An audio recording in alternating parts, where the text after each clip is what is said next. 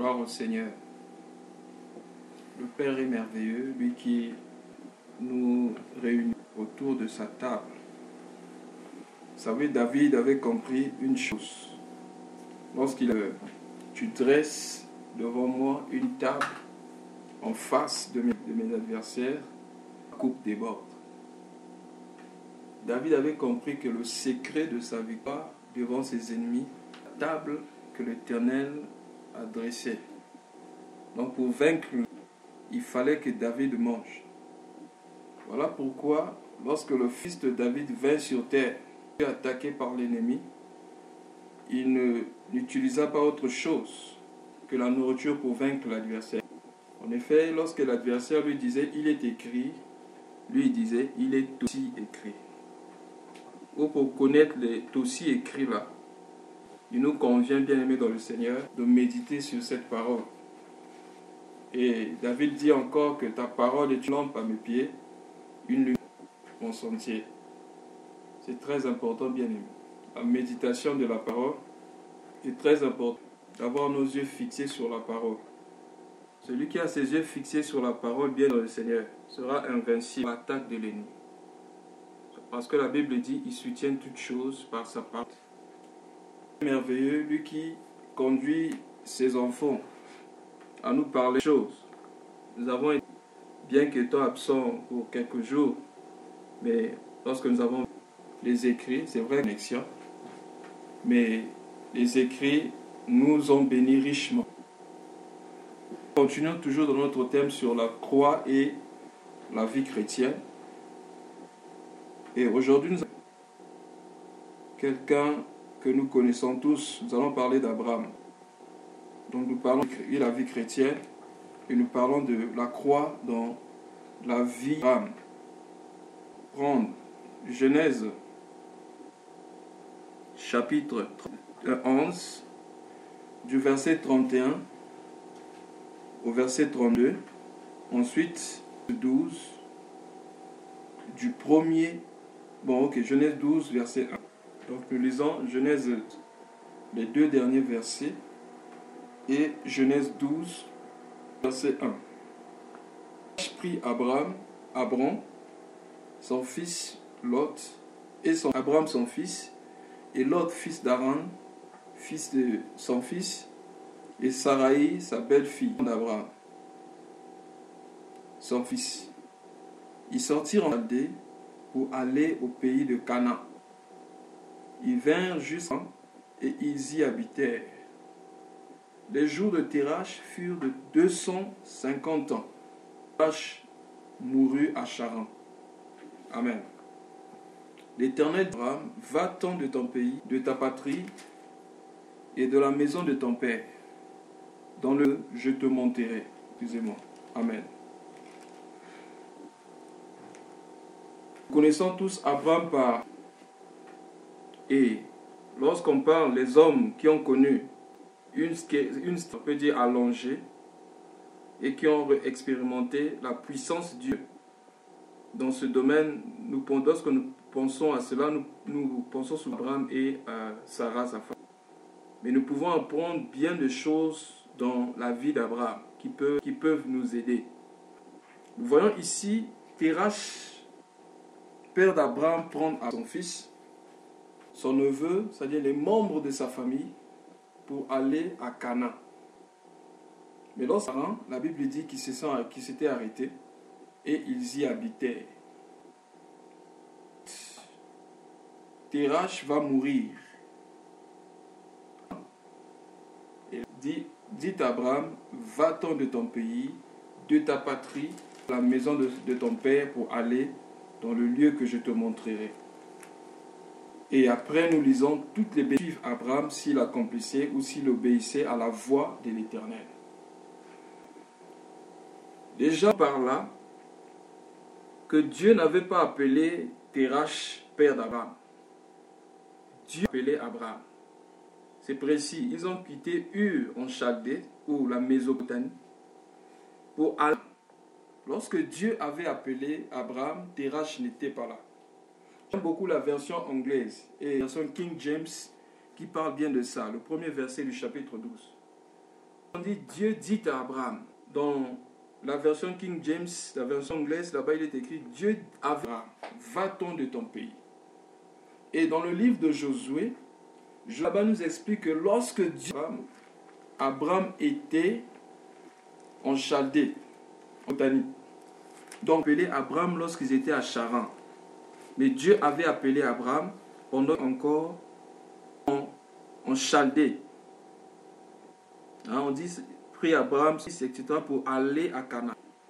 Lorsque Dieu appela Abraham, c'est sûr qu'Abraham avait parlé peut-être de son appel à Dieu. Et excusez-moi, il avait peut-être parlé de son appel à son père. Il lui avait certainement dit, ce que j'ai entendu, Dieu m'a appelé. Et le père voulait aider Abraham à accomplir certainement son appel. Le père, au lieu de dire à Abraham, va-t'en, parce que Dieu t'a appelé, le père voulait partir avec Abraham. Et la Bible déclare que lorsqu'ils sont arrivés à Charan, ils y habitèrent. Bien aimés, nous devons faire très très attention. Et selon disons, l'histoire de l'époque, la distance entre Canaan et Charan était la même distance entre Charan et Ur-Chaldée. Donc, Abraham venait d'accomplir la moitié de la volonté de Dieu dans sa vie. Bien aimé, la volonté de Dieu accomplie à moitié est égale à ne pas accomplir de Dieu. Dieu nous appelle à accomplir sa volonté à 100%. Nous ne devons pas oublier que lorsque Dieu nous demande de faire quelque chose, Dieu attend à ce que nous la fassions 100%. Dieu ne fait pas les choses comme les hommes. Lorsque les hommes considèrent les choses en termes de pourcentage, c'est-à-dire que j'ai demandé à ces choses, tu as quand même fait 70% et même 99%, je dirais que tu as... Dieu, c'est pas comme ça. Dieu, c'est soit tu as fait, soit tu n'as pas fait. Voilà pourquoi nous pouvons voir le cœur de Dieu lorsqu'il donna par exemple la loi, en disant que vous allez vivre en accomplissant, en mettant en pratique. Si on faillissait à un seul commandement, c'est comme si il n'était pas en pratique la loi. Donc, accomplir la moitié de la volonté de Dieu signifie accomplir la volonté de Dieu. Dieu attend à ce que nous accomplissions 100% de sa volonté. Et le pauvre, le père d'Abraham va mourir là à Charan. S'il n'avait pas suivi Abraham, peut-être qu'il pouvait encore rester en vie.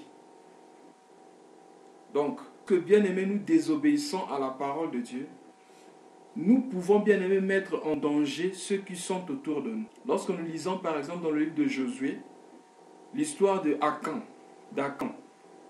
Lorsqu'Akan a péché, c'est tout Israël bien aimé qui souffrait de la désobéissance d'Akan.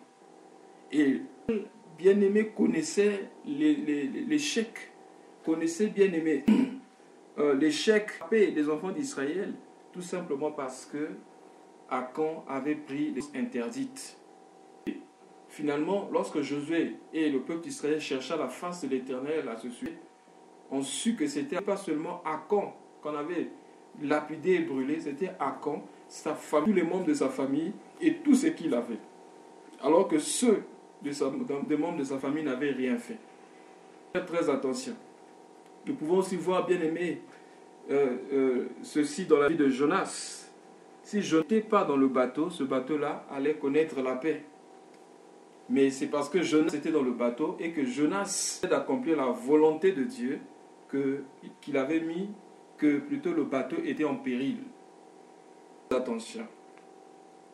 Donc son père, la Bible dit, mourut là, à Charan. Parce que Charan, ici, bien aimé, c'est le chemin. Par définition, ou encore, signifie le chemin. Nous ne devons pas, bien aimé, mourir sur le chemin. Nous devons arriver à ce à quoi Dieu nous a appelés. Vous savez, la Bible dit, Jésus-Christ Jésus dit lui-même, je suis le chemin, la vérité et la vie. Voilà. Il dit, personne ne peut aller au Père sans passer par moi.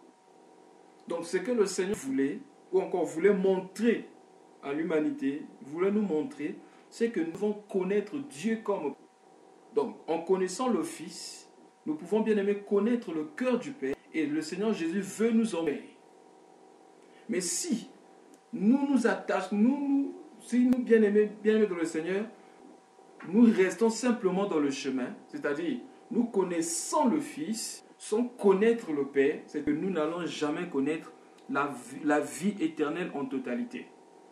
Donc Jésus a dit lui-même dans le livre 17, verset 3, que la vie éternelle, c'est qu'ils te connaissent, toi, le véritable Dieu envoyé. C'est-à-dire, la vie éternelle, c'est connaître le Fils qui est le chemin et arriver au bout du chemin. Bien aimé, lorsqu'on prend par exemple un bus ou un avion, sur notre ticket, il y a la destination. Donc, lorsqu'on achète le ticket d'un bus ou plutôt le ticket, ça c'est la prédestination. Quelle que soit la croisée en chemin pendant le voyage, nous ne serons pas satisfaits au sens que nous n'allons pas atteindre la destination. Le Seigneur Jésus a dit lui-même, je suis la vérité et je suis la vie. Que lui est le Père et la destination c'est arriver là où se trouve le Père. Le Seigneur Jésus, lui, il est le chemin. Mais le Seigneur Jésus nous conduit au Père. La destination, c'est devant le Père, parce que lui, afin de nous montrer le chemin qui conduit vers le Père. Et plusieurs de la Bible nous montrent cela. Nous pouvons voir par exemple le cas de Jacob, qui avait, pendant qu'il dormait dans Genèse chapitre 28, il a vu une échelle qui montait de la terre jusqu'au ciel. Jacob lui dit, je ne savais pas que c'était là la porte des cieux. Dieu certainement ces lieux. Dieu vient. Il reprend la même chose en disant à Nathanaël, quand on a vu Nathanaël, Nathanaël lui dit, il a dit à Nathanaël, voilà un Israélite en qui il n'y a pas de point de foi. Nathanaël va dire, d'où me connais-tu? Il dit, pendant que tu étais là-bas assis, sous le figuier, je t'avais vu. Et Nathanaël va dire, oh mon Seigneur et mon roi. Il dit quoi? Parce que je t'ai dit ça. Parce que je t'ai dit que je t'ai vu sur le figuier, tu crois? Tu verras de plus grandes choses que celles-ci. Et il lui dit, en vérité, vous verrez désormais le ciel ouvert et les anges de Dieu monter et descendre sur le Fils de l'homme. Maintenant, le ciel ouvert et les anges de Dieu monter et descendre sur le Fils de l'homme. Donc le Fils de l'homme, lui, il est le chef qui relie l'homme à la destination. La destination, c'est de connaître Dieu. La destination, bien aimée, c'est d'arrêter, c'était le chemin, mais la destination, c'est atteindre le Père. Connaître Jésus-Christ, parce que c'est lui qui nous révèle le Père. Donc, si nous connaissons seulement le Fils, notre sens de Dieu sera une connaissance qui ne sera pas équilibrée. Mais nous devons arriver à connaître le Père. Si nous connaissons nous connaîtrons le Fils. Si nous connaissons le Fils, nous connaîtrons aussi le Père. C'est pourquoi il dit, personne ne connaît le Père si ce n'est le Fils. Personne ne connaît le Fils si ce n'est le Père. Personne ne connaît le Père si ce n'est le Fils. Personne ne connaît personne ne connaît le Fils si ce n'est le Père. Et ceux à qui le Fils veut. Donc seulement, il n'y a que Christ qui peut nous révéler qui est le Père. Très important. Donc, il était resté sur le chemin et Abraham habitait bien aimé dans le chemin.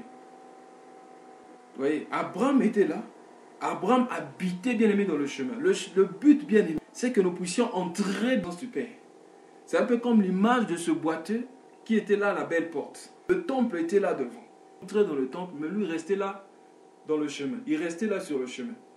Mais lorsque cet homme a reçu le nom de Dieu, quand Dieu utilisa Pierre et Jean, et je crois Jacques, cet homme, la suite, c'est les suivi dans le temple.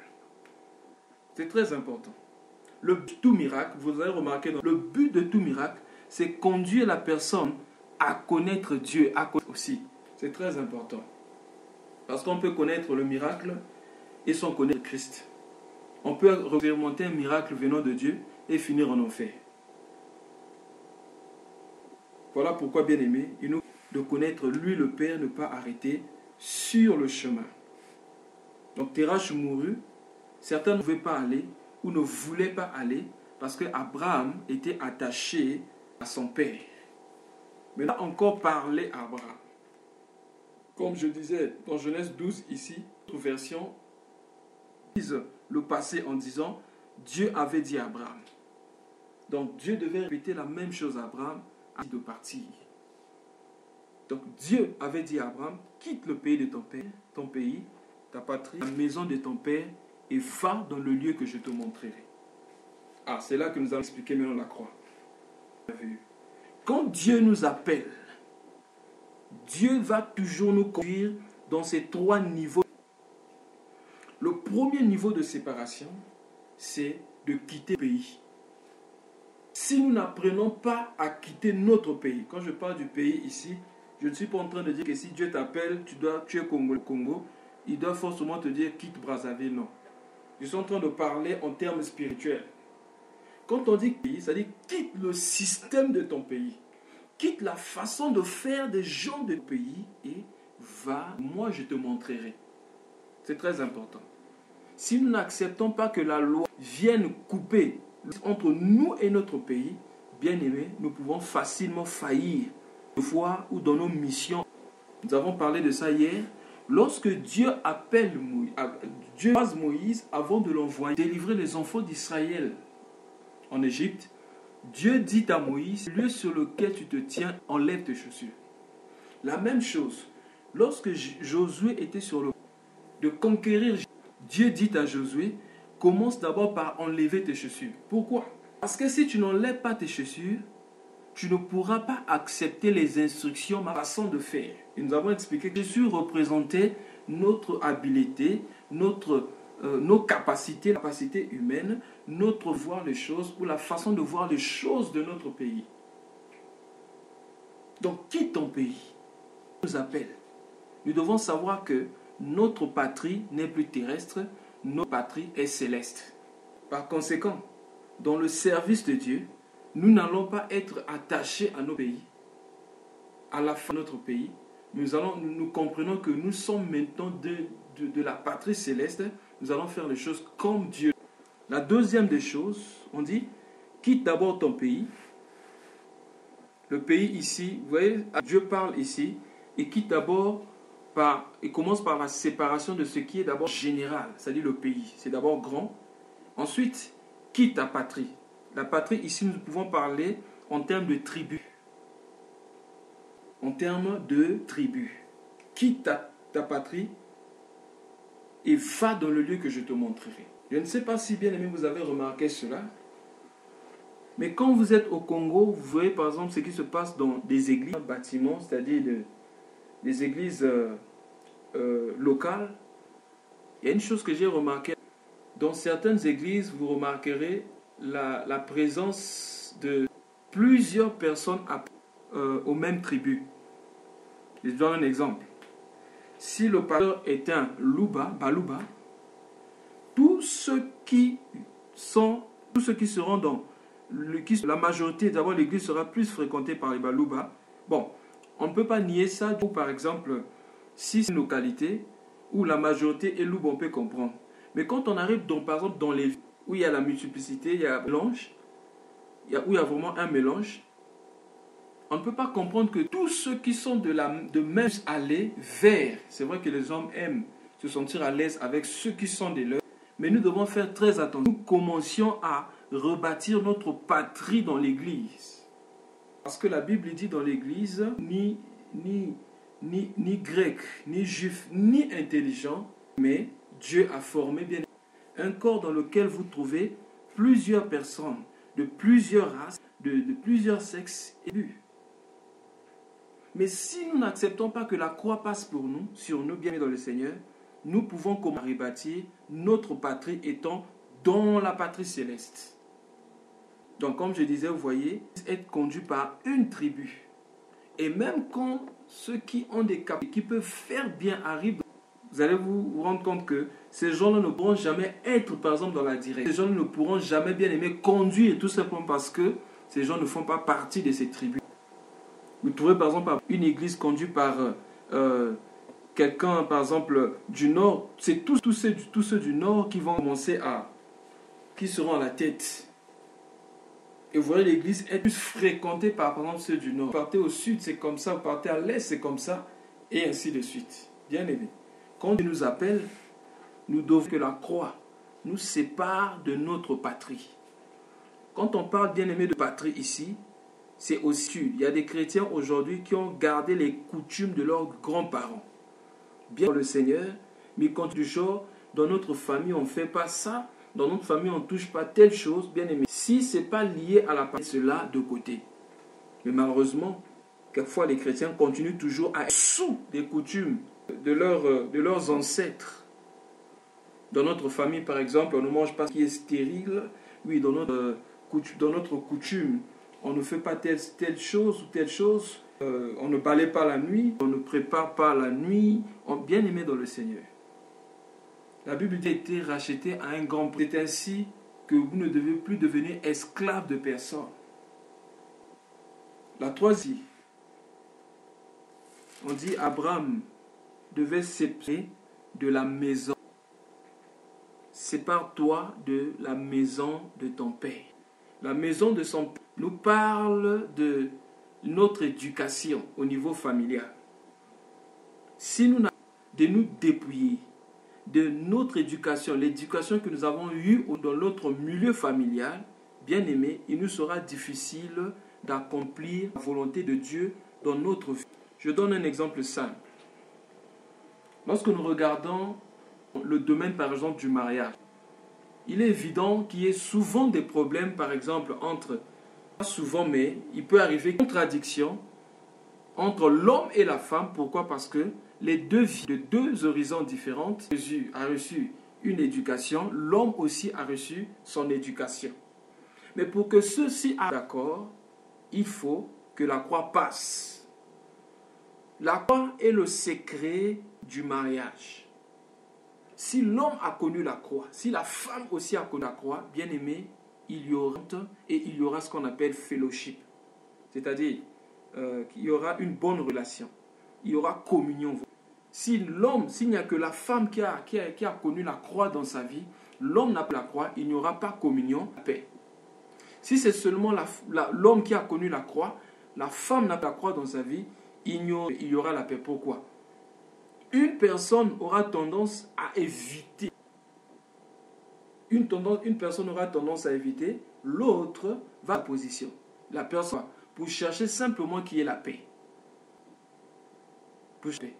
Mais l'autre personne de son côté, bien aimé, va garder sa position. Pas qu'il nous dépouille de notre position pour descendre plus bas.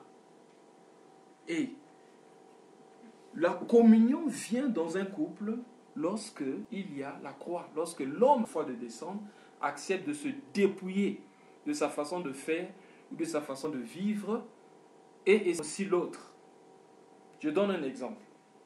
Si par exemple la femme vient d'une famille, les gens se saluent le matin. Par exemple, quand les gens se matin, les gens se disent bonjour. Ah, bonjour. Mais le monsieur ne vient pas d'une telle famille. Le matin, la vie normale, c'est de ne pas dire bonjour aux gens.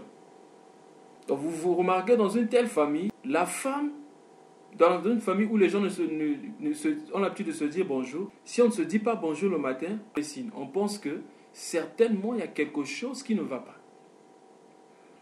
Maintenant, si on croise dans une maison, bien aimé, il y aura des problèmes. Pourquoi? Pour lui, dire bonjour n'a pas d'importance. Mais pour la femme, c'est très important de dire bonjour.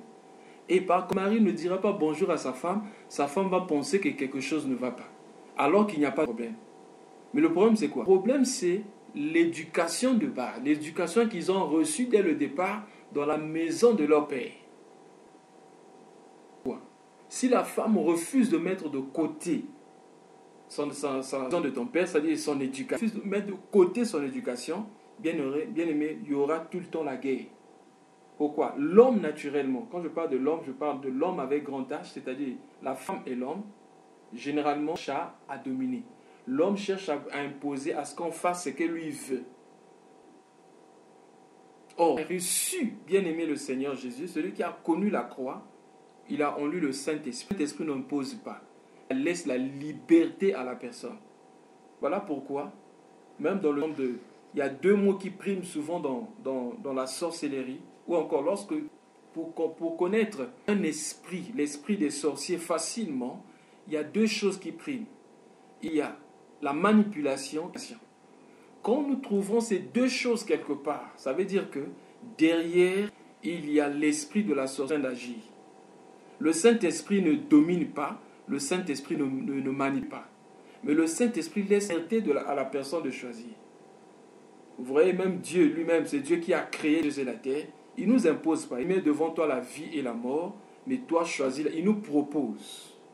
Il ne nous impose pas. Voilà pourquoi c'est entre le Saint-Esprit et l'esprit du malin. C'est que le Saint-Esprit, lorsqu'il vient habiter dans le Saint-Esprit, laisse la personne la liberté bien-aimée d'agir. C'est pourquoi dans Corinthiens chapitre 14, je crois que c'est vers les versets 22 et plus là-bas, là dit l'esprit des prophètes. L'esprit là-bas, c'est avec E minuscule. Lorsque l'apôtre Paul parlait sur le parler et la prophétie, il dit si vous prophétisez qu'il y ait 2 ou 3 personnes qui prophétisent, que les autres jugent ou discernent, jugent la prophétie, que les autres, examinent la prophétie. Voilà pourquoi ne faisons pas bien aimer lorsque nous recevons la parole peut-être venant de Dieu, de prendre le risque de si parle l'Éternel. Si déjà ainsi parle l'Éternel, tu ne nous donnes plus l'occasion de juger si ce que tu as dit est Dieu ou pas. Tu es humble. Et dans son humilité, il pouvait dire, je pense avoir l'esprit. Lorsqu'il prophétise sur le temps de la fin, il dit expressément. Pourquoi? Il savait qu'il pouvait aussi se tromper. Vous savez bien aimé dans le Seigneur. Recevoir une parole fraîche venant de Dieu maintenant et 2 minutes après, recevoir quelque chose qui vient de ta propre. Voilà pourquoi nous devons faire très attention. Lorsque nous disons ce que Dieu nous a dit de dire, fermer la bouche, ne plus ajouter. Vous savez, l'apôtre Pierre avait reçu la révélation venant de Dieu. Quand Jésus demanda, je suis, la Bible dit, Pierre dit, tu es le Christ, le Saint venu de Dieu. Jésus a dit, tu es heureux, fils de Jonas, car le ciel et la terre ne t'ont pas fait cela, mais c'est mon Père qui est dans le ciel. Mais la Bible dit, dès lors, Jésus commença à leur parler de ce qu'il allait connaître, de ses souffrances, de la croix. Et quand Pierre entendit ça, la Bible dit, il appela Jésus, l'emmena dans un coin. La Bible dit, il commença à demander en disant, à Dieu cela. Et Jésus regarde et dit, arrière de moi, Satan. Regardez, celui qui venait de recevoir Dieu, aussitôt il reçoit maintenant de Dieu. Voilà pourquoi, bien aimé, nous devons avoir le discernement, ce temps de Dieu, il a 2 minutes. Il peut être par sa propre chair ou Satan pour dire d'autres choses qui peuvent te conduire à la dérive. Bien aimé, voilà pourquoi j'étais en train de dire, nous devons apprendre à nous dépouiller de la maison de nos pères, c'est-à-dire le comportement, ce que nous avons reçu de nos pères. Ce n'est pas tout ce qui est mauvais, mais la croix doit nous faire comprendre que ce que nous avons reçu de nos pères, ce sont des vaines manières de vivre. C'est ce que l'apôtre Paul nous dit là-bas quand il dit Dieu nous a sauvés et nous a délivrés de la vaine façon, la vaine manière de vivre que nous avons hérité de nos pères. Donc tout ce que nous avons reçu de nos parents, l'éducation, bien aimé, toutes ces choses, bien aimé, l'apôtre Paul appelle ça de vivre.